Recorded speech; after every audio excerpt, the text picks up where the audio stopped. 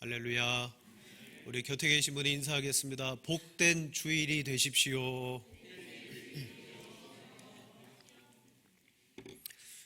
오늘은 어버이 주일입니다. 부모님의 그 은혜와 또 그 사랑을 한 날만 기억하는 게 아니라 우리는 매일매일 또 모든 삶 속에 감사하며 사시는 여러분들이 되기를 축원합니다. 룻기의 말씀은 이렇게 이름을 붙이면 어떨까요? 작은 사사시대다. 실은 룻기의 배경은 사사시대입니다. 사사시대가 어떤 때냐? 사사기 그 맨 마지막 구절에 이렇게 말하죠. 이스라엘의 왕이 없었으므로 사람들은 각기 소견에 옳은 대로 행하였더라. 즉 내가 원하는 거, 내가 하고 싶은 대로 살았던 시대가 바로 사사시대입니다. 유다 베들레헴의 엘리멜렉이라는 사람이 나오미와 가정을 이루며 살고 있었어요.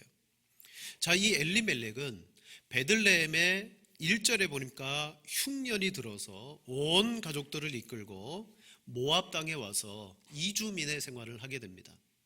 여러분, 이때 엘리멜렉이 흉년 때문에 오게 되었지만 그 역시도 사사시대의 한 사람으로서 자기 마음에 이끌리는 대로 모압 땅으로 왔습니다. 자, 모압에서 산지 10년 만에 엘리멜렉, 나오미의 남편은 죽고 두 아들도 다 죽고 말았어요. 오늘 우리가 읽었던 본문 말씀에는 나오미와 두 자부만 남아 있었습니다. 자, 이 엘리멜렉의 불행한 가정사를 우리는 성경 구절에서 찾아볼 수 있어요. 잠언 14장 12절 말씀에 말합니다. 어떤 길은 사람이 보기에 바르나 필경은 사망의 길이니라. 베들레헴의 흉년을 피해서 살려고 나간 그곳이 사망의 땅이 되고 말았다는 거죠. 여러분, 예수님은 오늘 우리 인생길에는 두 가지의 문과 길이 있다라고 말해요. 두 가지의 길이 있어요. 마태복음 7장 13절 14절에 말씀합니다. 자, 우리 한번 같이 읽겠습니다. 좁은 문으로 들어가라. 멸망으로 인도하는 문은 크고 그 길이 넓어 그리로 들어가는 자가 많고 생명으로 인도하는 문은 좁고 길이 협착하여 찾는 자가 적음이라. 아멘. 모든 인생은 각자 자기 길을 가는 거예요. 자, 그런데 성도 역시 엘리멜렉의 가정과 마찬가지로 인생의 문제를 만나고 어려움에 봉착할 수 있는데 이때 성도는 어떤 길로 가야 되느냐? 예수님의 말씀에 의하면 많은 사람들은 넓은 문으로 들어가며 넓은 길로 간다라고 말해요. 자, 그 길은 어떤 길입니까? 아무리 내게 하나님을 믿는 신앙이 있다 할지라도 문제 앞에서는 우리는 신앙보다 문제 해결을 먼저 구하더라는 거죠. 엘리멜렉은 기근으로 인해서 그 배고픔으로 인하여 모압 땅을 택해서 떠났습니다. 왜냐? 그 길이 눈에 너무 선명하게 보였기 때문이에요. 너무 넓어 보였기 때문입니다. 실은 이 모압 땅에서 잠시 배고픔은 면했지만 그곳에서 가족 상실의 아픔을 겪게 되었고 뿐만 아니라 이 엘리멜렉의 이름으로 기업을 잇는 자손들이 끊어져 버리는 고통을 겪게 되었습니다. 여러분, 신앙을 포기한 채 현실의 문제를 해결하고자 넓은 문, 넓은 길로 우리가 가게 된다면 그게 생명의 길인 줄 알지만 성경은 말합니다. 필경은 사망의 길이니라. 예수님께서 말합니다. 그 길을 찾는 사람들이 많다. 반면 좁은 문과 좁은 길을 찾는 사람들은 적다라고 말씀해요. 넓은 길은 자기 의의 길입니다. 자신의 힘과 노력으로 하면 되겠구나 라고 따라가는 길입니다. 그래서 우리의 죄의 습성과 딱 맞아떨어져요. 나의 습성과 나의 욕구와 딱 맞는 길이 그 넓은 길이에요. 자, 그렇다면 생명으로 인도하는 길은 어떻습니까? 그 문은 좁고 길이 협착해서 찾는 자가 적음이라. 여러분, 여기에서 예수님은 우리 앞에 넓은 것과 좁은 것이 있는데 그 두 가지를 딱 비교해서 여기가 더 낫구나. 그래서 우리가 그 넓은 곳을 선택해서 가는 것이 아니라 실은 찾는 자가 적음이라 라는 이 표현은 사람들의 눈에 쉽게 띄지 않는다라는 거예요. 여러분 보통 이렇게 지나다니다가 어느 날 여기에 이런 집이 있었나? 평상시에 안 보이던 집이 어느 날 보일 수 있다는 거예요. 마찬가지로 넓은 길은 항상 우리 눈에 보였어요. 근데 좁은 길은요, 왜 찾는 자가 적으냐? 그 길은 베일에 쌓여져 있어요. 넓은 것과 비교해서 여기는 힘드니까 고통스러우니까 그래서 찾는 자가 적은 게 아니라 아예 이 문은요 감추어져 있습니다. 바로 이 좁은 문은 예수 그리스도십니다. 요한복음 10장 9절 말씀에 내가 문이니 누구든지 나로 말미암아 들어가면 구원을 받고 또 들어가며 나오며 꼴을 얻으리라. 아멘. 예수님이 문이세요. 예수님이 천국의 보화십니다. 여러분 예수님은 감추어져 계세요. 그래서 찾는 자가 적은 거예요. 우리에게는 예수님의 문보다는 우리가 생각하고 판단하는 넓은 문만 있어요. 부디 여러분 믿음으로 신앙으로 예수 그리스도의 좁은 문을 발견한다고 발견되어지겠습니까? 은혜 가운데 그 예수님을 발견하며 고백하며 믿고 감사하고 기뻐하시는 여러분들 되시기를 축복합니다. 엘리멜렉과 그의 가정은 넓은 길로 갔습니다. 자기의 길, 자기의의 길, 인생의 문제를 해결하기 위해 가는 길, 그 길로 갔어요. 바로 이게 사사시대입니다. 내가 원하는 것을 하기를 원했던 시대. 자, 이런 절망의 시대에도 하나님은 살아 계셨습니다. 물론 현실적으로 바라보면 남편을 잃었지요. 두 아들을 다 잃었죠. 정말 하나님을 믿는 가정이지만 이 모든 환경을 보면 절망밖에 없어요. 이걸 보고 누가 하나님 살아 계십니다 라고 말하겠습니까? 그러나 나오미와 그의 남겨진 여인들을 통해서 하나님은 살아계심을 알려주시고 하나님의 계획해 놓으신 영원한 구원의 계획을 룻기를 보면 이루어가는 것을 보게 됩니다. 그 출발이 뭐냐? 다 잃어버리고 나의 길을 갔다가 망하여 버린 이 가정을 위해서 하나님이 첫 번째로 그들에게 주신 것은 복음입니다. 복음. 자, 우리 6절 말씀, 본문의 말씀을 다 같이 읽겠습니다. 그 여인이 모압 지방에서 여호와께서 자기 백성을 돌보시사 그들에게 양식을 주셨다함을 듣고 이에 두 며느리와 함께 일어나 모압 지방에서 돌아오려 하여. 아멘. 엘리멜렉의 가정은 철저하게 몰락했습니다. 하나님을 떠나 내가 원하는 삶을 살아가는 그 인생은 분명히 실패합니다. 지금 나오미와 이 가정을 보면 딱 그렇습니다. 그들은 베들레헴, 하나님의 약속과 믿음을 떠나 그냥 내가 살고 싶은 땅에서 망해버린 거예요. 그런데 그들에게 복음의 소식이 들립니다.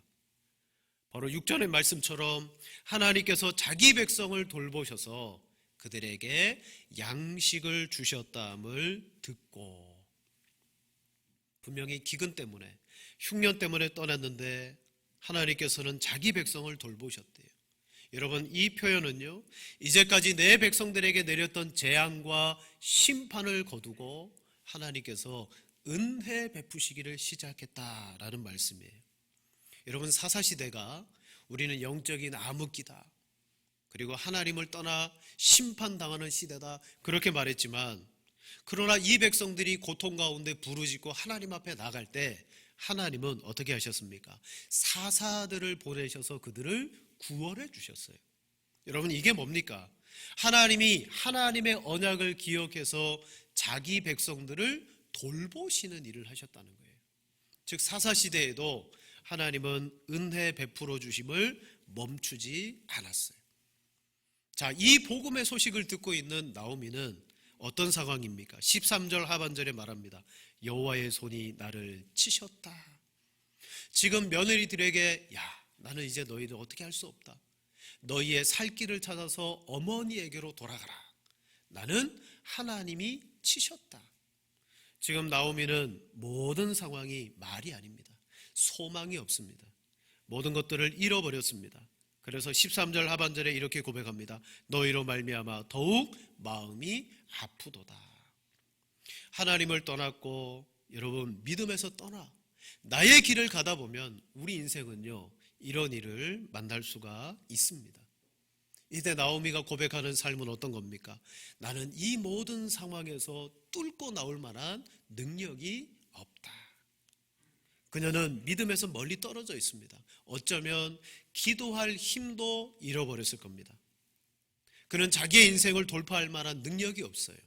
여러분, 힘이 있어야 일어나고 힘이 있어야 자기의 삶을 다시 재건하는 거예요. 우리는 여러분, 사망의 몸에 갇혀서 죄와 죄인의 굴레 속에서 우리 역시도 묶여 있습니다. 우리의 힘으로 이 굴레를 벗을 능력이 없습니다. 그래서 하나님께서 우리에게 주신 여러분 은혜가 뭡니까? 복음을 주셨더라는 거예요. 복음을. 오직 복음만이 나의 이 공고함을 돌파하게 합니다. 하나님이 나를 치셨다. 너희로 말미암아 나는 더 슬프다라고 말한 이 나오미조차도 하나님께서 자기 백성을 돌보셨다라는 복음의 소식을 듣자 그때 뭐합니까? 돌아가야 되겠다. 돌파하며 일어날 만한 능력이 그 속에서 일어나는 줄로 믿습니다. 여러분, 나에게는 능력이 없어요. 나는 내 인생을 또 나의 구원을 어떻게 할 만한 능력이 전혀 없습니다. 그러나 하나님께서 우리에게 은혜를 베풀어 주시면 돼요. 실은 신앙생활을 좀 하신 분들은 그런 체험들을 하셨을 거예요. 인생의 목마름과 어떤 고통과 급박한 상황 속에서 하나님이 나를 건져주셨는데 언제 건져주시느냐? 경험해보면 하나님은요, 막다른 골목에서 건져주시더라. 막다른 골목에서. 실은 내 편에서 보면 막다른 골목입니다. 정말 마지막 낭떠러지 같아요. 그런데요, 하나님 편에서 보면 그 순간이 우리 인생의 최선인 줄로 믿습니다. 내가 볼 때는 하나님 좀 빨리 도와주시지. 그때 도와주시지. 왜 지금 도와주십니까? 그런데요, 하나님 편에서 보면 그것이 우리를 향한 사랑이었고 최선이었어요. 지금 나무의 가정은 다 잃어버렸습니다. 아무런 힘이 없습니다. 돌파할 능력이 없습니다. 그러나 하나님께서 이 나오미에게 복음을 주십니다. 하나님께서 자기 백성들을 돌보셨다. 여러분, 복음을 들으면 어떻게 해야 될까요? 복음은 우리에게 두 번째로 믿음의 결단을 요구합니다. 믿음의 결단. 복음은 순종이든 불순종이든 결단을 내리게 해요. 그 중간이 없어요. 하나님의 말씀을 들으면요, 내가 그 말씀을 따라서 살아가야 되겠다라는 순종이 일어나기도 하지만 때로는 그 말씀을 듣고 그냥 잊어버립니다. 두 가지의 반응밖에 나오지 않습니다. 복음을 들은 나오미는 어떤 결단을 내립니까? 이제 베들레헴으로 돌아가야 되겠다. 그래서 6절 하반절에 말합니다. 이에 두 며느리와 함께 일어나 모압 지방에서 돌아오려 하여. 아멘. 여기에서 한글 성경에서 돌아오다, 돌아오려 하여 라는 말을 썼죠. 히브리 단어로 이것은 여러분 슈브입니다. 슈브. 리턴, 턴백, 다시 돌이키다. 6절에서 12절까지 이 돌아오다라는 단어가 6번 등장하고요.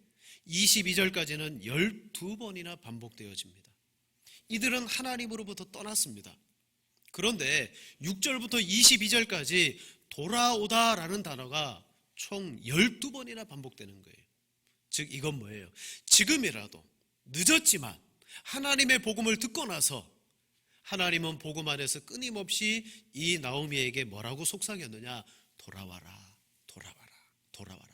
계속해서 속삭였어요. 드디어 나오미도 복음을 듣고 그 소리를 들음과 동시에 뭐합니까? 결단과 변화로 일어납니다. 사실 여러분, 돌아오는 일에는요, 큰 용기가 필요해요. 제가 잘 모르겠지만 오늘 이 예배의 자리에 오신 분들 가운데도 정말 예배당에 오는 것이 용기가 필요하셨던 분들이 있을 거예요. 여러분, 그런 분들에게 하나님의 은혜가 더 충만히 임하기를 축복합니다. 여러분, 우리가 매일 주일에 예배 오는 거 습관 같지만 이거 엄청난 복이에요. 건강하다는 거잖아요. 하나님이 제게 적어도 하나님 앞에 어떤 믿음으로든 나올 수 있도록 나를 부르셨다는 거예요. 이게 복이에요. 돌아오면은 용기가 필요합니다. 우리 누가복음 15장에 보면 탕자, 둘째 아들이 아버지의 재산을 다 탕진하고 돼지가 먹는 쥐염 열매를 먹고 마음속에 이런 마음을 품습니다. 우리 누가복음 15장 16절 20절에 이렇게 말합니다. 그가 돼지 먹는 쥐염 열매로 배를 채우고자 하되 주는 자가 없는지라 이에 스스로 돌이켜 이르되 내 아버지에게는 양식이 풍족한 품꾼이 얼마나 많은가 나는 여기서 추려 죽는구나. 우리 18절에서 20절까지 같이 봅니다. 내가 일어나 아버지께 가서 이르기를 하늘과 아버지께 죄를 지었사오니 지금부터 아버지의 아들이라 일컬음을 감당하지 못하겠나이다. 나를 품꾼의 하나로 보소서 하리라 하고 이에 일어나서 아버지께로 돌아가니라. 아멘. 여기까지 보겠습니다. 지금 이 탕자에게 일어났던 용기는 뭐예요? 아들로서의 용기가 아니에요. 내 아버지 집에는 풍족한 품꾼이 얼마나 많으냐. 그래, 아버지에게 아들이 아니라 나를 품꾼으로 봐달라고, 써달라고 가자. 여러분, 탕자에게 일어났던 용기는 품꾼의 용기입니다. 아버지에게 가서 나를 품꾼으로 써달라고 하자. 그래도 적어도 그 용기를 가지고 일어나서 돌아갔어요. 여러분, 복음을 들으면요 결단하셔야 됩니다. 순종하든 불순종하든 그때 하나님은 우리에게 용기를 주시는데 그때 그 용기가 뭐냐? 그게 믿음이에요. 하나님이 복음을 듣고 순종하며 일어나도록 만드시는 용기가 바로 믿음입니다. 나오미는 복음을 듣고 그래 베들레헴으로 돌아가자 용기가 났고 믿음이 일어났습니다. 여러분, 믿음은 강요나 세뇌가 아니에요. 복음은 우리로 하여금 자유롭게 우리의 의지를 가지고 선택하라고 말합니다. 자, 나오미는 하나님이 주신 믿음으로 고향으로 돌아갈 것을 선택합니다. 그런데 두 자부는 어떻게 될까요? 나오미는 자부에게도 선택과 결단의 기회를 주죠. 8절에 말합니다. 나오미가 두 며느리에게 이르되 너희는 각기 너희 어머니의 집으로 돌아가라. 너희가 죽은 자들과 나를 선대한 것 같이 여호와께서 너희와 너희를 선대하시기를 원하며 여호와께서 너희에게 허락하사 각기 남편의 집에서 위로를 받게 하시기를 원하노라 하고 그들에게 입맞춤에 그들이 소리 높여 울며. 여러분, 믿음은요 강요나 세뇌가 아니에요. 자유로운 선택입니다. 그래서 두 자부에게도 나오미는 선택해라. 너희의 어머니의 집으로 돌아가라. 너희가 남편을 새로 맞이하고 이제 앞으로 위로받는 삶을 살아라. 그러자 이 두 자부가 어머니를 붙들고 입맞추고 소리 높여서 웁니다. 왜요? 그동안 10년의 세월, 그 세월 동안에 겪었던 일들과 그들에게 있었던 아픔들과 그 모든 것들 때문에 눈물이 날 수밖에 없는 거예요. 그리고 며느리들은 이렇게 말합니다. 10절 말씀에 나오미에게 이르되 아니니이다. 우리는 어머니와 함께 어머니의 백성에게로 돌아가겠나이다 하는지라. 아멘. 여러분, 이건 진심입니다. 어머니와 함께 돌아가겠습니다. 자, 이것이 두 며느리에게 첫 번째 고비였어요. 그냥 보편적으로 너희의 집으로 돌아가라. 이제 새롭게 결혼하고 가정을 꾸려라. 그러자 두 며느리는 아닙니다. 어머니와 함께 가겠습니다. 이때 나오미가 두 번째로 이 며느리들에게 선택의 기회를 제공합니다. 11절과 13절 말씀에 말합니다. 요약하면 이렇습니다. 딸들아 돌아가라. 어찌 나와 함께 가려느냐? 내게 태중에 너희 남편 된 아들들이 있느냐? 없다. 내가 지금 결혼해서 아이를 낳는다 할지라도 언제 그 아이가 자라서 너희와 결혼하겠느냐? 그러면서 13절 하반절에 내 딸들아 여호와의 손이 나를 치셨으므로 나는 너희로 말미암아 더욱 마음이 아프도다. 여러분, 나오미의 마음은요 이 며느리들에 대해서 미안하고 또한 같은 이 아픔을 공유하는 것에 대해서 고통스러웠어요. 그리고 한 가지를 말해줍니다. 얘들아, 나를 쫓아가면 소망이 없다. 이거예요. 소망이 없다. 사랑하는 성도 여러분, 혹시 힘들고 어렵고 여러분의 삶 가운데 막막하십니까? 그래도 여러분 속에 하나님이 나와 함께 계신다, 하나님께서 나의 기도를 들으신다, 그 믿음의 소망이 있으면 여러분 살게 되는 줄로 믿습니다. 사람은요 아무리 힘들고 어려워도 희망과 소망이 보이면요 삽니다. 그래서 지금도 고통당하는 사람들 중에 계속해서 희망이 주어지는데 이 희망의 끈을 놓지 못하고 계속 고통당하는 사람이 있어요. 그걸 오늘날에 이렇게 말합니다. 희망 고문이다. 저 멀리 희망이 보이는데 지금 내가 힘들지만 포기하지 않으면 이룰 것 같아요. 근데 보이긴 보이는데 이루어지지 않아요. 끊임없이 고통을 당합니다. 대표적인 사람들 중에 저기 서울의 신림동에 가면 고시낭인들이라고 있어요. 그들은 각종 고시에 오랫동안 자기의 시간을 투자했고 돈을 투자했어요. 지금 포기하자니 너무 아까운 거예요. 생각해보면 조금만 더 노력하면, 조금만 더 애를 쓰면 합격할 수 있고 성공할 수 있을 것 같아요.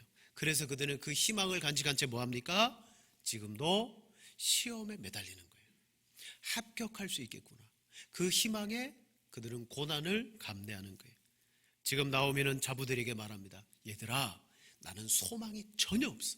나를 따라오면 너희도 함께 망해. 그러자 14절에 그들이 소리를 높여 다시 울더니 오르바는 그의 시어머니에게 입맞추되 룻은 그를 붙여찼더라. 이게 두 번째 고비였습니다. 나에게는 소망이 전혀 없어. 나를 따라오면 너희도 나와 함께 이 고통을 당할 거야. 여러분, 이 고비에서 한 며느리인 오르다는요 탈락하죠. 어머니에게 입맞추고 그리고 떠나가 버렸습니다. 누구를 쫓아갔을까요? 자, 그는 자기의 신에게로 돌아갔다라고 15절에 말합니다.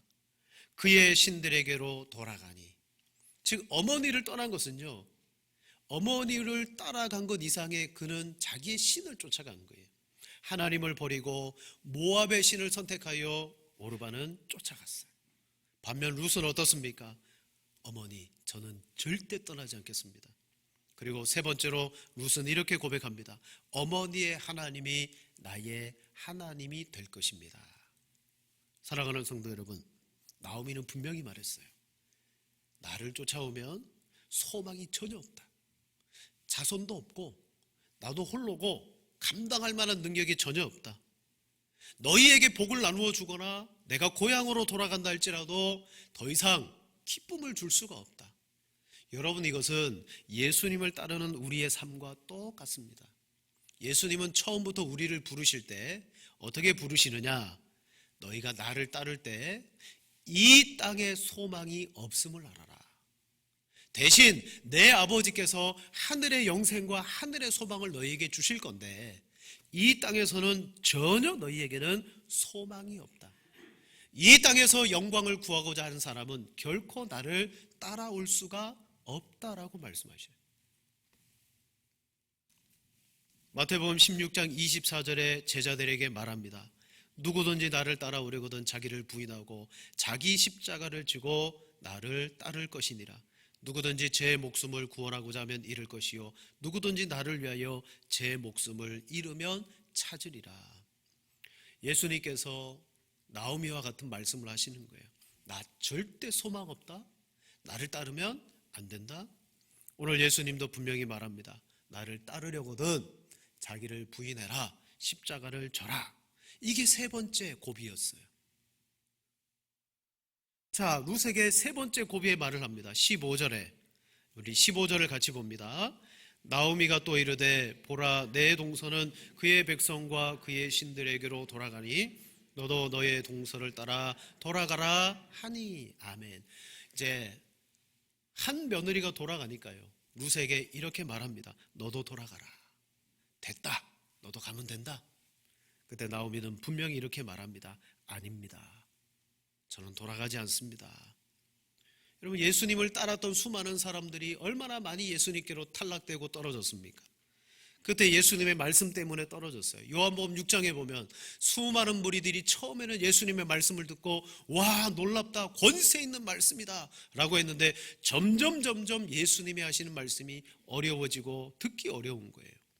어렵도다 라고 말하며 많은 사람이 떠나갔어요. 그때 예수님은 제자들에게 분명히 말합니다. 너희도 가려느냐. 그때 베드로가 말하기를 요한복음 6장 68절에 말합니다. 주여 영생의 말씀이 주께 있사오니 우리가 누구에게로 가오리까. 아멘. 지금 이 룻 역시도 세 번째로 시어머니가 돌아가라라고 말했을 때 돌아갈 수 있었어요. 하지만 가지 않았습니다. 룻은 시어머니의 말을 듣고 결단합니다. 우리 16절 17절에 말합니다. 요약하면 제목과 같습니다. 어머니의 하나님이 나의 하나님이 되시리니. 여러분, 지금까지 이 나오미와 이 며느리들의 대화를 보면요, 딱 그런 것 같아요. 그냥 면접 질문 같아요. 시어머니가 며느리들을 신앙의 시험을 치르는 것 같았어요. 얘들아 가라. 얘들아 소망이 없다? 봐라. 내 동서도 가지 않았느냐? 너도 가라. 결국 오르바라가 간 길은 어떤 길입니까? 처음에 말씀드린 대로 넓은 문이었어요. 넓은 길이었어요. 보니까 그 길밖에 없어요. 어머니를 쫓아가다가는 문조차도 없을 것 같아요. 그래서 오르바는요, 자신을 위해서 가장 옳은 선택을 한 겁니다. 넓은 길로 갔습니다. 반면 룻은 어떻습니까? 찾는 자가 없는 좁은 문과 좁은 길로 선택하며 들어가기로 그는 원했습니다. 그러자 18절에 나오미가 룻이 자기와 함께 가기로 굳게 결심을 보고 그에게 말하기를 그치니라. 왜? 결단이 섰거든요. 사랑하는 성도 여러분, 오늘 나오미와 룻, 나오미와 또 다른 자부의 대화를 통하여서 우리 역시도 요구받는 것이 있습니다. 사랑하는 성도들이여, 오늘 우리 인생의 길에 문제가 있고 아픔이 있고 어려움이 있지만 혹 이 땅에 하나님이 내게 땅의 영광을 주시지 않는다 할지라도 여러분들은 좁은 문을 발견하며 그 신앙의 길을 가시겠습니까? 라고 질문하고 있습니다. 이미 여러분은 그 길로 가기로 결심하신 줄로 믿습니다. 이 룻의 마음의 밭은요, 여러분 네 가지의 그 밭 중에 좋은 밭입니다. 좋은 밭이라 그래서 고난이 없느냐, 유혹이 없느냐, 핍박이 없느냐, 그렇지 않아요. 다 있습니다. 근데 중요한 것은 이 룻의 마음의 밭은 고난도 유혹도 핍박도 뚫고 어머니를 쫓았다는 거예요. 근데 어떻게 쫓았을까요? 그건 나오미의 그 고백 속에 들어 있습니다. 왜 오르바는 넓은 길로 갔고 왜 룻은 어머니와 같은 좁은 길로 갔느냐? 자, 우리 본문 8절 말씀 보세요. 8절에 이렇게 말합니다. 너희는 각기 너희 어머니의 집으로 돌아가라. 너희가 죽은 자들과 나를 선대한 것 같이 여호와께서 너희를 선대하시기를 원하며. 아멘. 자, 여기에서 말하는 선대하심, 하나님이 너희를 선대해 주시기를 원한다. 그 말은 히브리어로 헤세드라고 말합니다. 헤세드. 즉 하나님께서 이 며느리들에게 헤세드, 하나님의 긍휼과 은혜를 베풀어 주시기를 원한다. 헤세드는 두 종류가 있습니다. 하나는 일반적인 은혜예요. 여러분, 세상에 살아가는 모든 사람도 하나님의 일반적인 햇볕을 비춰주시고 비를 내려주시고 이 땅에 살아가는 은혜를 받습니다. 오르바는 그런 일반적인 은혜를 받으며 넓은 길로 갔어요. 하지만 룻은요, 특별한 은혜를 받았습니다. 어머니를 통하여 복음을 들었고, 어머니를 통하여 하나님을 알았고, 어머니를 통하여 내가 누구를 쫓아가야 되는지를 알게 되었어요. 그리고 결단을 내렸어요. 여러분, 그게 무엇입니까? 그 어떤 사람도 하나님의 헤세드가 없으면 하나님을 따를 수가 없는 줄로 믿습니다. 말씀을 정리합니다. 오늘 이 본문 말씀에 엘리멜렉의 가정이 몰락하고 다 끝난 것 같지만 하나님은 뭐합니까? 헤세드를 내려주셔요. 이제 이 뒤에 이야기가 다 헤세드입니다. 보아스를 통하여 기업을 무르게 하시고 끊어진 이 가정이 여러분 이새를 낳고 다윗을 낳는 여러분 그런 믿음의 가문이 되고, 룻은 그 중심에서 여자의 후손의 계보를 이어 마태복음 1장에 예수님의 족보에 그 이름이 오르는 역사가 일어납니다. 사랑하는 여러분, 교회에 다닌다고 모든 사람이 구원을 받는 것이 아닙니다. 반드시 은혜의 붙들리심을 받은 사람만 구원을 받고 하나님의 나라에 들어가는 줄로 믿습니다. 여러분, 그 사람만이 어떤 사람입니까? 믿음으로 용기를 가지고 예수님의 문, 좁은 문을 선택하며 가는 줄로 믿습니다. 여러분의 삶에 정말 은혜 가운데 좁은 문, 좁은 길로 가는 복이 있어서 여러분이 생명의 길을 걸어가시기를 주님의 이름으로 축원을 드립니다.